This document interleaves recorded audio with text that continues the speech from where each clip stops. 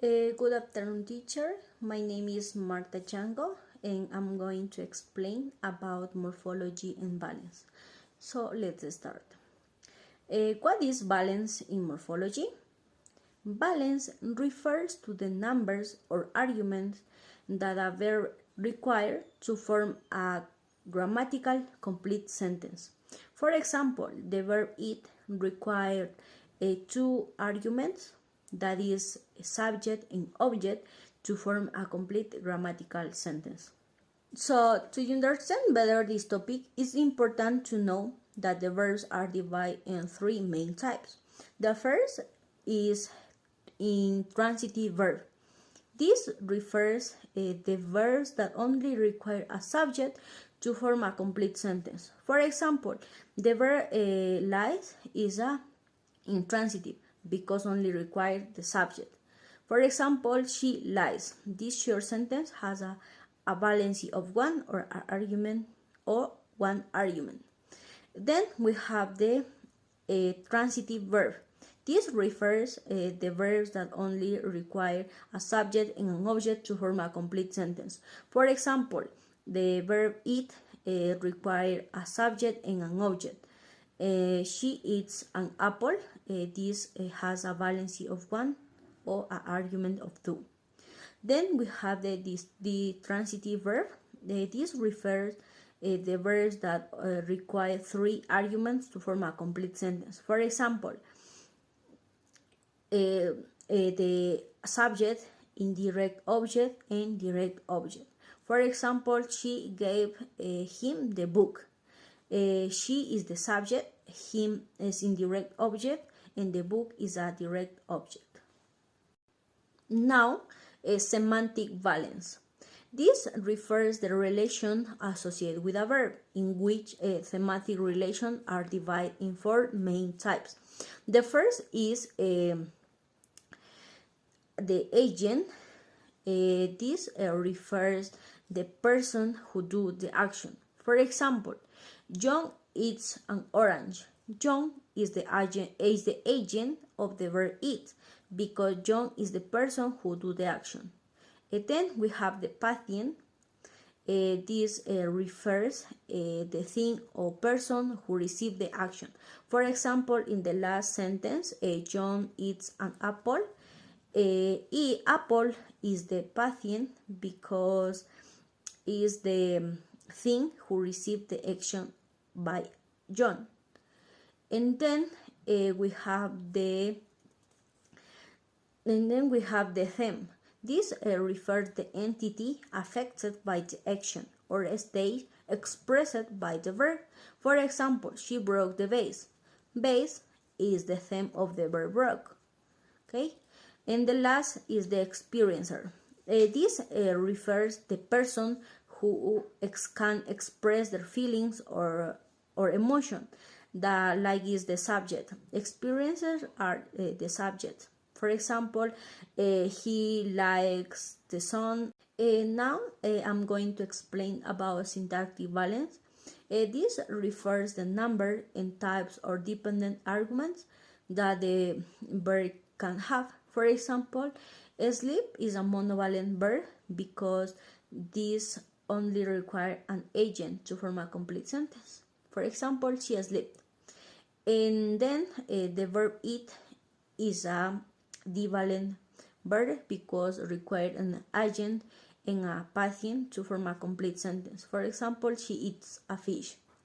And then we have the verb put is a trivalent verb because this verb requires an agent and a patient and a theme or location to form a complete sentence. For example, I didn't put this book there. Okay. And the final topic, agent bounding operation. This theme refers the process that changes the focus or prominence of the agent. For example, in the sentence, the cat chews the mouse. The cat is the agent because it's the subject performing the action. And in the passive voice version, the mouse was chased by the cat. This is in passive voice because the focus shifts to the mouse as the recipient of the action, and the cat becomes backgrounded. So that's all for me. Thank you so much. Hi, my name is Diana. I'm going to talk about valence in compounding. Valence is change in compound words formation types. The phenomenon can observe in three different types of compounds. First, noun incorporation is a process in a word formation by which a compound is created by affixing or infixing a noun to a verb. For example, babysit. Baby is a noun and sit is a verb. Together form complex verb. Another example is sleep well. The action of walking or moving while sleeping. Okay, compound verbs. In these compounds, two verbs combine for a single verb. For example, stir fry. Stir fry, the action of stirring and frying food quickly. Okay, synthetic nominal compound. They consist of a noun and a verb with add suffix. The new word generally describe a person, things, or other concept relate to the action of the word. For example, a lawmaker refers to a person who creates a law, or in summary, legislator. Transpositional derivation. It is a process in which a word changes from one grammatical category to another without significantly changing its base form. For example, the vet examined the pet. The vet examined the pet. The examination of the pet by vet. Okay, not change the meaning and change words.